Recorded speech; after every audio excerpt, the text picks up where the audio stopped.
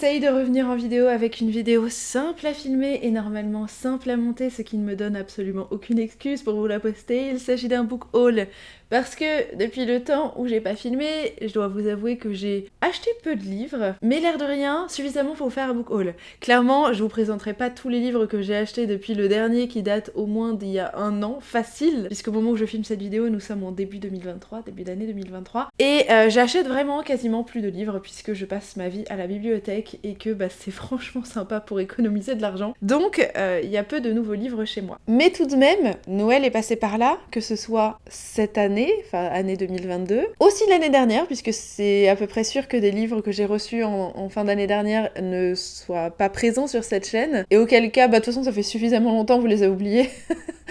Et moi aussi. Je vais commencer avec les cadeaux de Noël de cette année, puisque c'est les plus frais dans ma petite tête. Et le premier cadeau dont je vais vous parler, il s'agit de le trophée de Gaia Scooters. On va dire que ça se prononce comme ça, puisque je crois que l'auteur est néerlandais, non? Pas du tout. Le gars est belge. Non, attends. C'est une femme, pardon, en plus. Elle habite en Belgique. Je sais pas d'où elle vient, et je suis pas sûre que ce soit très important là tout de suite maintenant. C'est ma petite sœur qui m'a offert ce livre-là, et elle me connaît bien, elle sait que j'aime les thrillers, elle sait que j'aime les histoires pas toujours très propres, donc elle a choisi celui-ci, et probablement que je le lui filerai ensuite pour qu'elle puisse le lire à son tour. Il s'agit globalement d'un thriller, on est plutôt dans cette veine-là, en tout cas une histoire assez sombre, puisque nous suivons un homme qui est un riche New-Yorkais, et qui est quand même, à mon sens, je pense, un gros connard, puisqu'il pratique la chasse.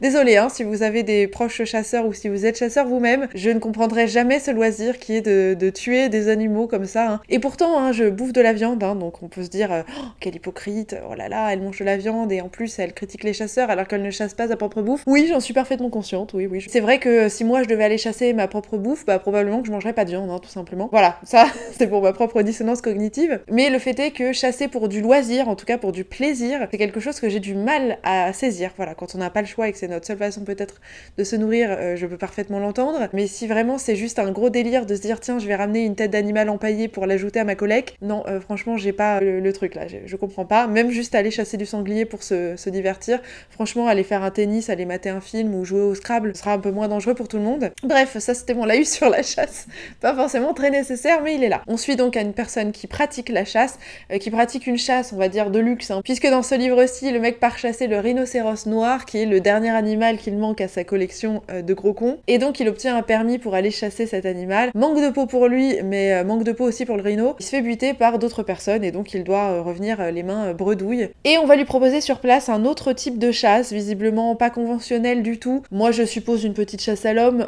qui me paraîtrait logique si on rentre dans un thriller un peu cracra. Je ne sais pas ce qu'il en est, mais voilà, ça m'intrigue, j'ai très envie de le lire, et merci ma petite sœur de me l'avoir offert. Autre livre que j'ai reçu et que j'attendais de lire depuis assez longtemps, il s'agit d'un livre de Louise O'Neill. Vous savez que je vous ai parlé de Louise O'Neill assez souvent sur cette chaîne, notamment avec Asking for It qui a été traduit avec un titre que je trouve toujours aussi pourri, qui était Fille facile je crois, édité par un homme qui lui-même a été condamné, je suis pas sûre, mais qui en tout cas a été accusé de harcèlement, ça c'est sûr et certain. C'est là l'ironie de la chose quand même, qu'un homme s'accapare une histoire qui parle de clairement de viol et qui se fasse passer pour quelqu'un de sympatoche alors que lui-même ne traite pas les femmes correctement. Voilà, merci l'hypocrisie du monde de l'édition, ça fait plaisir, et puis du patriarcat en général. Ah, on en a des revendications dans cette vidéo. Louise O'Neill, je vous recommanderais aussi Only Ever Yours, qui n'a jamais été traduit mais qui est génial, donc si vous parlez anglais, par pitié lisez-le, il est très très très bien. On en a d'autres de Louise O'Neill, au pire un jour je ferai peut-être une vidéo sur les livres de Louise O'Neill parce que c'est une chouette autrice. Idol est donc un de ses livres, cette fois-ci on est plutôt dans un contemporain. Je crois qu'on suit une jeune femme qui justement est une idole pour pas mal de personnes, puisque c'est une influenceuse visiblement, elle est suivie je crois par 3 millions de personnes, quelque chose comme ça. Elle a publié un livre et là elle est sur le point d'en publier un autre, d'ailleurs je crois qu'il est publié dans l'histoire, où elle raconte une soirée qu'elle aurait passée avec des amis, des proches. Ça parle aussi de son passé sexuel à elle, et je suppose qu'on touche quand même à une histoire de peut-être de viol également ou d'agression. Le fait est qu'elle mentionne une autre personne dans cet essai et que cette personne va se manifester à son tour, puisque peut-être que l'histoire que cette personne raconte, l'idole, n'est racontée que d'un point de vue qui ne racontera pas forcément la réalité des faits de ce soir-là. En tout cas, c'est ce que je semble comprendre de ce résumé-là. On verra si je me plante complètement, mais j'espère vous en reparler assez tôt, puisque je pense que celui-ci ne fera pas trop long feu dans ma bibliothèque. Et surtout, j'en ai entendu vu beaucoup de bonnes choses. Autre livre de Louise O'Neill que j'ai également reçu pour Noël, cette fois-ci c'est ma meilleure amie qui me l'a offert, enfin une de mes meilleures amies puisque j'ai 3 amies très proches. Il s'agit de After the Silence, donc toujours de Louise O'Neill. Cette fois-ci on est toujours dans un contemporain puisque ça se passe à notre époque, mais plutôt axé thriller. Je crois qu'on est sur un crime assez odieux qui se passe en Irlande et on suit l'affaire de ce crime. Je crois que c'est une femme qui est retrouvée morte. De ce que j'avais lu du résumé, peut-être qu'on va aborder les violences conjugales. En tout cas, c'est ce que j'ai cru comprendre dans ce que j'ai entendu dire du livre. Je me souviens plus très précisément du résumé et très honnêtement, j'ai pas du tout envie de le lire. Comme ça, je me conserve, j'allais vous dire, la surprise de ce dont ça parle. Mais il est probable que ça aborde cette thématique-là. De manière générale, les livres de Louise O'Neill abordent quand même très souvent le sexisme, le patriarcat, toute cette lutte et tous les types de violences qui peuvent être faites aux femmes en général, que ce soit les dictats physiques, que ce soit des violences sexuelles, la violence d'une société dans sa globalité et du système qui ont tendance à violenter les femmes, que ce soit physiquement, psychologiquement ou au niveau de leurs droits, dans les relations sentimentales. Voilà, elle aborde assez souvent ces sujets-là sous différents genres et c'est ce que j'apprécie quand même pas mal, c'est que les livres de Louise O'Neill sont souvent engagés et c'est quelque chose qui, vous le savez, si vous me suivez depuis longtemps ou si vous me découvrez peut-être, je vous le dis, j'aime quand même quand un livre délivre un message. Là, on va passer sur une tranche de livres que j'ai acheté il y a un peu plus longtemps. Ah si, j'en ai un peu plus récent à vous présenter, qui m'a également été offert pour Noël. C'était une petite surprise, je m'attendais pas du tout à ce qu'on m'offre un livre, que la personne qui me l'a offerte m'offre un cadeau tout court. Mais en tout cas, ça m'a fait très plaisir. Et là encore, on aborde plutôt largement la question des violences faites aux femmes, notamment dans des relations abusives. Voilà, il s'agit du livre Je ne suis pas encore morte de Lacey M. Johnson. Et je sais pas bien s'il s'agit d'un témoignage ou d'une adaptation d'un fait divers, qui malheureusement n'est pas juste un fait divers, mais on nous parle voilà, de ce témoignage sur une relation abusive. Je n'en sais absolument rien, je connaissais pas du tout le livre, mais forcément je suis très curieuse de le lire. Je pense qu'il se lira assez rapidement, il est pas très long et ça reste toujours une thématique qui m'intéresse, donc je suis curieuse. Celui-ci, il me semble que je l'avais évoqué ou mentionné dans une vidéo. C'est un livre que j'ai offert 2 fois d'ailleurs à ce Noël parce que je le trouve très cool et je l'ai feuilleté, je l'ai pas terminé d'ailleurs encore, mais je l'aime beaucoup et il a fait pas mal de bruit. Je crois qu'il est sorti il y a peut-être 1 an ou 2 maintenant. Il s'agit de Et à la fin il meurt, la sale vérité sur les contes de fées de Lou Luby. Et on est clairement sur un petit roman graphique qui est d'ailleurs très joli, que je vous montre un petit peu à quoi ça ressemble. On a des jolies pages dorées. On est sur ce type de page. Mais en me revoyant filmer comme ça, je me demande si je l'ai pas déjà montré un jour. Peu importe. Le fait est qu'on va parodier un petit peu les contes de fées, on va s'intéresser en fait à toutes les problématiques qui sont pas du tout soulevées par ces contes de fées, mais qui les entretiennent et avec lesquelles on a pu grandir, que ce soit le sexisme, je crois qu'on va peut-être parler potentiellement de racisme, de grossophobie, enfin de toutes les pressions sociales qui sont adressées à différentes personnes, souvent les femmes, on va pas se mentir, avec lesquelles on a tous plus ou moins grandi à notre façon. C'est un livre qui est assez interactif puisque dans le bouquin, vous avez des fois la possibilité de scanner en fait quelque chose et d'avoir des détails sur un terme technique, sur un conte de fées. C'est plutôt très chouette. Moi, ça m'a fait beaucoup rire et je sais qu'il a beaucoup plu, donc si jamais vous aimez ce type de livre, ça peut vous plaire. Il y a mon voisin qui rentre, alors je vais arrêter de parler parce que j'ai honte qu'il m'entende à travers la porte. Genre la meuf parle toute seule, vous voyez. Autre livre que j'ai acheté cette année, je dirais en fin d'année à peu près. J'étais avec mon ami Kevin pour l'acheter d'ailleurs, puisque nous sommes allés à la dédicace de l'auteur. L'auteur étant Michael Brun-Arnaud, qui est le propriétaire de la librairie Le Renard Doré, en région parisienne, ou à Paris tout court d'ailleurs, je crois.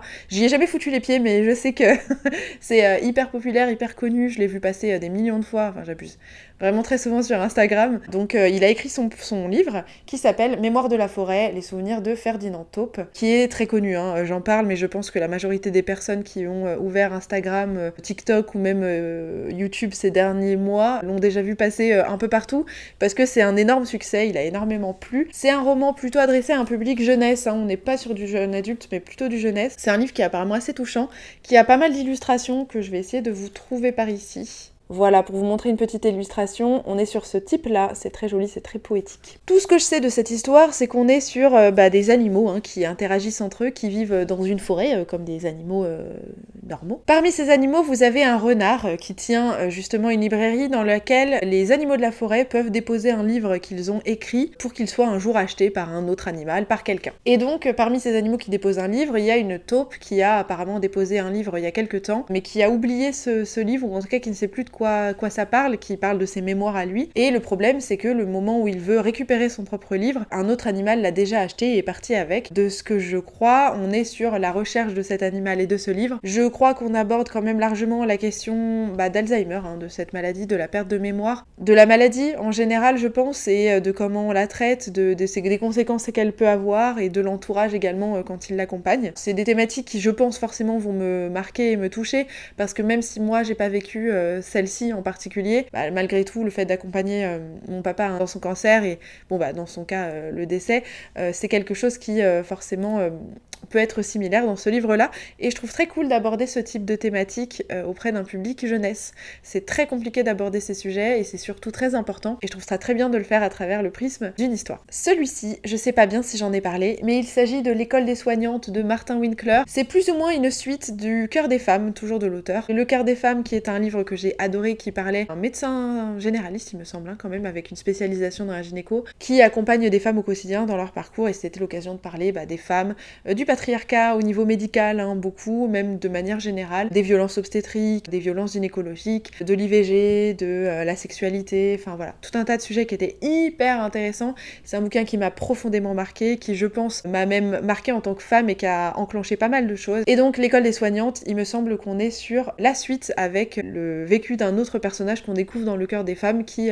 évolue plus tard, que l'histoire se situe en 2039, on est dans le futur. J'ai hâte de le lire, ça fait un moment que je l'ai acheté et que je l'ai toujours pas lu, faut vraiment que je me bouge. Faut que j'arrête d'aller à la bibliothèque de manière générale, ça m'empêche de lire mes livres. Autre livre que j'ai acheté qui a l'air complètement loufoque et que je pense je vais apprécier, il s'agit de Figurec de Fabrice Caro, que vous connaissez peut-être comme auteur de BD puisqu'il est connu sous la plume de Fab Caro, qui me fait toujours mourir de rire avec ses romans qui sont souvent absolument absurdes, et c'est ce que j'aime beaucoup de sa part. Figurec, donc on est cette fois-ci sur un roman, je l'ai jamais lu dans un roman. J'ai vu l'adaptation de son livre Le Discours que j'ai beaucoup apprécié. Donc j'ai hâte de le lire de cette façon. Figurez qu'on est sur un type qui visiblement aime participer à des cérémonies d'enterrement et qui est devenu expert en la matière. Je sais pas s'il les compare entre eux, je sais pas de quelle façon il est devenu expert, est-ce il travaille dans ce domaine ou est-ce qu'il vient comme ça quand il y en a un pour assister à quoi ça ressemble. Je sais pas du tout à quoi m'attendre, je sais juste que le sujet de base me fait assez rire et que c'est vraiment totalement improbable, donc pourquoi pas. Celui-ci, je suis à peu près sûre de l'avoir présenté il y a longtemps, mais je m'en souviens pas, donc je vous le remets quand même, on sait jamais. Il s'agit de Tout ce qui est à toi brûlera de Will Dean, qui m'avait été conseillé par Flo lors des Quais du Polar, donc Quais du Polar en 2022, donc là ça remonte, franchement, ça va faire presque un an maintenant. Tout ce qui est à toi brûlera, on est sur un thriller avec, je pense, plutôt de la séquestration. De ce que je sais, on est sur une femme qui vient, je sais plus si c'est Thaïlande, le Vietnam.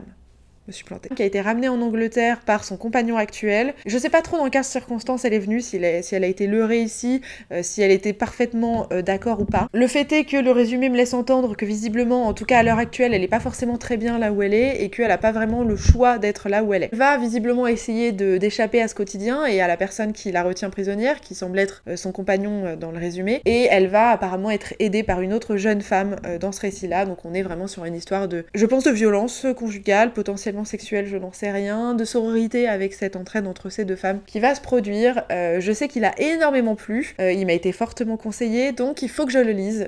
En plus j'ai vraiment très envie de le lire, mais il est caché, donc je le lis pas. Je le vois pas, je ne le lis pas. Et enfin, je pense le plus vieux livre de cette pile à lire, et j'ai vraiment le doute de savoir si je vous en ai parlé ou pas un jour. Il s'agit du livre et du roman graphique Les Strates de Pénélope Bagieux, qui m'a été offert à Noël 2021.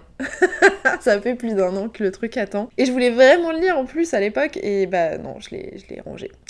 Je crois qu'il s'agit de plusieurs tranches de vie, moments d'histoire. Je sais pas s'ils viennent de la vie de l'autrice en particulier ou si c'est des anecdotes qu'on lui a racontées ou des sujets tout simplement qu'elle veut évoquer, je n'en sais rien. Je sais juste que la première histoire a fait pleurer une amie à moi et qu'elle parle visiblement de deuil lié à un animal, puisque je crois que c'est sur la mort d'un chat ou d'un chien, je sais pas trop.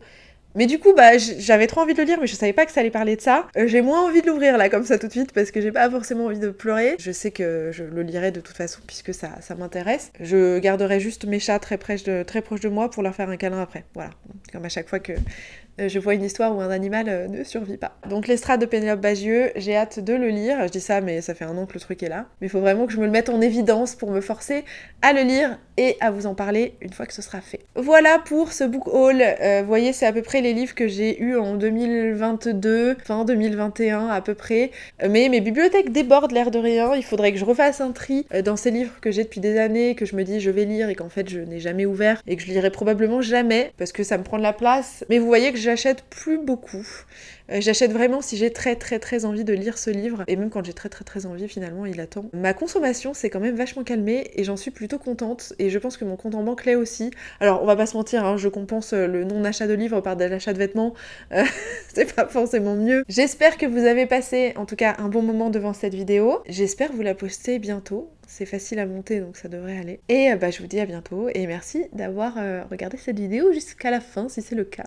Au revoir!